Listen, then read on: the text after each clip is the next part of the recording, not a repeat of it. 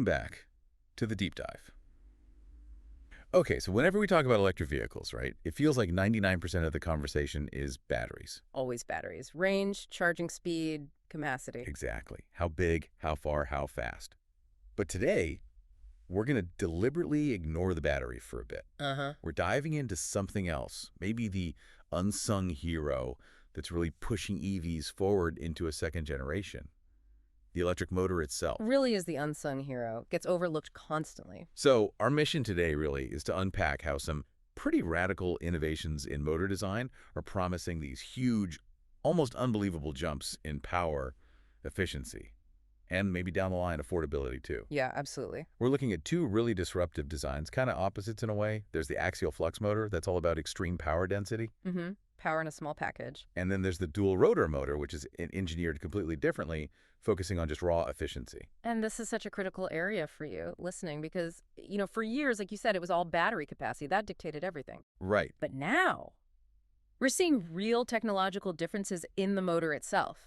And that's becoming the next big fight, the next competitive battlefield for car makers. So the battery stores the juice. But the motor delivers the performance. And trust me, that performance is about to get a serious shakeup. We've got some genuinely wild numbers here. Specific metrics that just change what you think a motor can weigh, what it can do. Okay, let's unpack this. And maybe start with something that's, well, surprisingly old. Yeah, almost 200 years old, conceptually. We're starting with the axial flux motor. And specifically, the breakthroughs made famous by a UK company called YASA. You might have heard Mercedes actually acquired them recently. Right, YASA. And yeah, most sources have pointed this out too. The basic idea goes back to the 1820s, which sounds fascinating historically, but it makes you wonder. Why now? Exactly.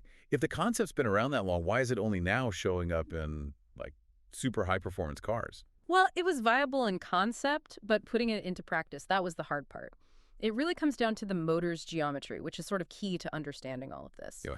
So most EVs driving around today, your Tesla, your Leaf, whatever they use, what's called a radial flux motor. Imagine like a coffee can, a cylinder. Right, this sort of barrel-shaped motor you picture, long and round. Exactly. And the magnetic fields flow radially outwards from the center towards the end of the can. Now, axial flux.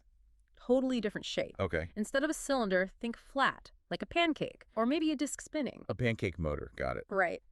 And the magnetic flux, the force, it travels parallel to the motor's axle, the axis of rotation, hence the name axial. Okay, so flat versus round. Yeah. Why was the flat one so hard to build back then? It just needed incredible precision. The alignment has to be perfect, and managing the heat in that flat shape is really tricky. 19th century engineering just, well, it wasn't up to it. So YASA's work, this revival, it's purely a modern thing then, driven by new tech. Precisely. It only really became feasible economically and structurally because of huge leaps in computational modeling, letting engineers simulate and perfect the design before building anything. Computers. Plus, brand new magnetic materials that are way more powerful and super precise automated manufacturing. It just makes it a viable and really powerful alternative to those radial motors because fundamentally it's so much smaller for the same power output. And critically, this isn't just like lab stuff, right? This is proven tech. Yeah. It's already in some seriously demanding cars. Oh yeah, we're talking hypercars. The Koenigsegg Regera, the Ferrari SF90 Stradale, they use YASA axial flux motors. Okay. That real-world use proves it's tough enough it works, and the strategic move here is massive. Mercedes didn't just partner with YASA, they bought them in 2021. Right, I remember that. They bought them specifically to lock down this axial flux tech for their future high-performance cars, their AMG lineup. It's a huge bet that power density, making things smaller and lighter but more powerful, is the future for performance EVs. Okay, this is where it gets really interesting for me. The actual numbers. Let's talk about the physical reality of YASA's latest prototype. This stuff kind of blows my mind. Yeah, when you look at the specs, it does make you rethink what's possible with, heavy engineering components. So we are talking about a motor that weighs just 12.7 kilograms. Tiny. Like, seriously, that's less than a checked bag on a plane. Probably less than a packed carry-on for a lot of people. And yet, tests on a dyno recorded a peak power, short-term peak, but still, 750 kilowatts. Which is what, over 1,000 horsepower? Over 1,000 horsepower from something you could practically pick up and carry. And getting that kind of power from such a small, light unit, That leads us right to the killer metric here, power density. Yeah, tell us about that, the power-to-weight ratio. It's just staggering. They hit 59 kilowatts per kilogram. 59 kilowatts per kilogram. Now get this, that's a 40% jump over YASA's own previous record, which was already impressive. But the really big deal. What's that? It's triple the power density of the best conventional radial flex motors you can get right now. Triple? Triple the power for every pound or kilo of motor. That's disruptive. That is a massive leap. And the implications aren't just about going faster in a straight line, are they? Not at all. Because the motor is so compact, so much lighter and smaller, it completely changes how you package the car. How so? Mercedes can put it right near the axle, much closer than a bulky radial motor. This drastically improves weight distribution, which means better handling, better dynamics through corners. It changes the whole feel of the car, not just the 0 to 60 time. Okay, but cramming, 1,000 horsepower potential into something the size of a pancake. Yeah. That's got to create some serious engineering headaches, right? Like heat? Oh, absolutely. That's the real magic YASA had to solve. When you shrink the motor's physical size, you also shrink its thermal mass. There's just less metal there to soak up the heat. So getting rid of that heat, managing it effectively at such high power densities, that's the biggest challenge. And that's why we have to talk about peak power versus continuous power. Okay, explain that difference. Why does the continuous number matter more for, everyday driving or even track driving? Right. So peak power, that's for the brochure. It's that amazing, 2-second burst for a launch control start, or maybe the absolute maximum it can hit momentarily. The headline number. Exactly. Continuous power, though, that's what you can actually use. Can it hold, say, 80 miles an hour going up a long hill for 5 minutes without overheating, without the car needing to cut power back to protect itself? Okay. That's the real-world capability. For mass-market cars, even performance cars you drive regularly, continuous power is the true measure of how good the system is. So what are they estimating for sustained power on this prototype? YASA figures the continuous power is somewhere in the range of 350 to 400 kilowatts. Still huge numbers for that size and weight. Absolutely huge. Sustaining that level of output from something so small, it's deeply impressive. It proves it's not just a drag strip special. It can handle real high-speed driving, track use. Yeah. Their chief of new technology, Simon Odling, he put it really well. He said, basically, this is real hardware in real life, delivering real data, and it's performing beautifully. Real-world results. Yeah. That kind of power density. Yeah. Yeah, it's going to rewrite the rules for high-performance EVs. Yeah. But hang on, if it's that much better, why isn't Mercedes just sticking these in every single car they make right now? Why is it still sort of AMG-only tech for now? What's the catch? It comes back to that precision we talked about, complexity and cost. Axial flux motors, just because of that flat geometry, they tend to need more individual parts. And the tolerances for manufacturing are incredibly tight. Even a tiny misalignment can cause vibrations or big efficiency losses. So harder to build consistently at scale. Exactly. The payoff in power density is enormous, no question. But the manufacturing complexity and the cost that comes with it means, for now, it makes most sense in those high-margin, performance-focused vehicles where buyers will pay the premium. Okay, that makes total sense. So YASA is chasing raw power, planting the flag at the top of the performance mountain. But like you said, for most drivers, maybe 99% of us, Yeah. the killer app isn't hitting 60 in 2 seconds. It's stretching how far you go on a charge, making those battery dollars count. Precisely. Which brings us nicely to the other side of this innovation coin. Right. While YASA focuses on power, there's this other German startup, DeepDrive. And they're attacking the EV problem from the complete opposite direction, aren't they? Yeah, their whole game is maximizing efficiency, specifically for the mass market, getting more miles out of the same battery. How are they doing that? They've got this patented dual-rotor motor design. How is that different from the radial can or the axial pancake? Okay, so it's actually a really clever twist on the radial flux idea. Normally, in a radial motor, you have the rotor spinning in the middle, inside a fixed outer casing called the stator. Right, the standard setup. DeepDrive flips it. They put the fixed part in the middle, and then they have 2 rotors spinning around the outside of it simultaneously. Whoa, okay.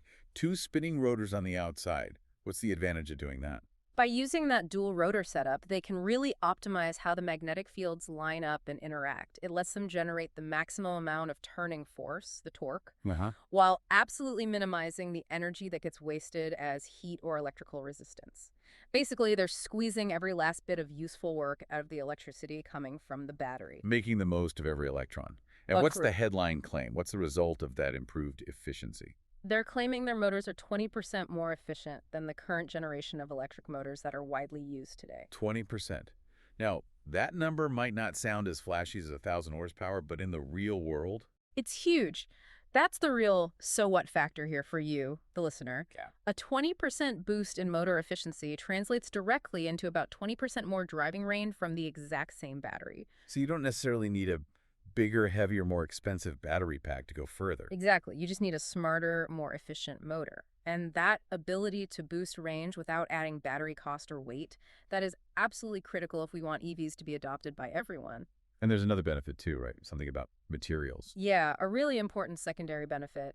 Because their magnetic field design is so optimized in this dual rotor setup, they actually need significantly fewer rare earth magnets and less copper winding wire to build the motor. Ah, less expensive, hard to get materials. Right, which is great for manufacturing costs, helps bring down the sticker price of the car eventually. And it's also really positive for sustainability, reducing our reliance on mining those finite resources. So DeepDrive is aiming to make EVs potentially cheaper to build, lighter, and go further, while YASA is making them smaller, lighter, and much, much faster. Oh. Okay. But the ultimate test for any cool tech, obviously, is getting it into actual cars people buy. We know YASA tech is in million-dollar hypercars, but how soon are we, the listeners, likely to see either of these innovations, the super power-dense or the super efficient, in a car we might actually consider buying? Well, the good news is the transition is literally starting right now, just on slightly different tracks. Okay. YASA's axial flux motor, it's arriving basically as we speak. Okay. Mercedes started integrating that tech into their upcoming AMG EA platform late in 2024. Ah, the AMG electric platform. Exactly. That's the crucial step, moving it from those ultra-exclusive hypercars into series production performance models. Still high-end, yes, but actual production cars, not one-offs. Okay, so coming soon to a high-end Mercedes showroom. Yeah. What about DeepDrive? The efficiency focus, the potential cost savings for maybe a more mainstream car? They're a bit further out, but not by much. They're targeting series production starting around 2027. 2027. Okay. And they're already in deep talks with several major car manufacturers, which tells you the industry is desperate to crack that cost and range problem for mass-market EVs. Car makers are actively chasing both these revolutionary paths at the same time. Right. So if we sort of bring this all together, we've got these two almost parallel revolutionary tracks defining the next wave of electric motors. Yeah, shaping the next generation of EVs. You've got YASA, laser-focused on power density, packing insane horsepower into tiny spaces for ultimate performance, better handling. For Performance Frontier. And then you have DeepDrive, engineering these hyper-efficient motors using fewer materials, promising more range from the same battery, potentially lowering costs. Aiming squarely at the mainstream driver, solving the practicality puzzle. It really feels like they're complementary solutions, tackling different sides of the electric car challenge. They absolutely are. YASA is solving the dream car problem, maximizing what's possible when cost is less of an object. DeepDrive is solving the everyday car problem, minimizing cost, maximizing range, and usability for the average family. And it shows that motor technology itself, not just the battery, is where a lot of the key innovation is happening now. Totally. We're moving beyond just stuffing bigger batteries in. Technological differentiation in the motor. That's defining the second act of the EV revolution. So as these really radical new motors start moving from, the test labs and the racetracks onto actual factory production lines, it does leave us with a pretty interesting final thought for you to go on. Which of these breakthroughs?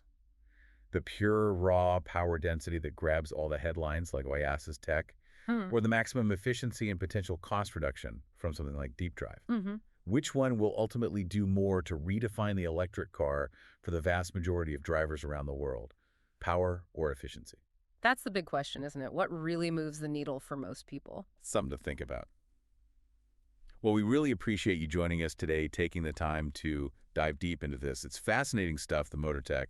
Hopefully we explained it clearly, took our time with it. Yeah, thanks for tuning in. While we unpacked all that, we really hope this breakdown helps you understand what's coming next in EV innovation. It's an exciting time. Definitely is. Okay, we'll catch you on the next Deep Dive.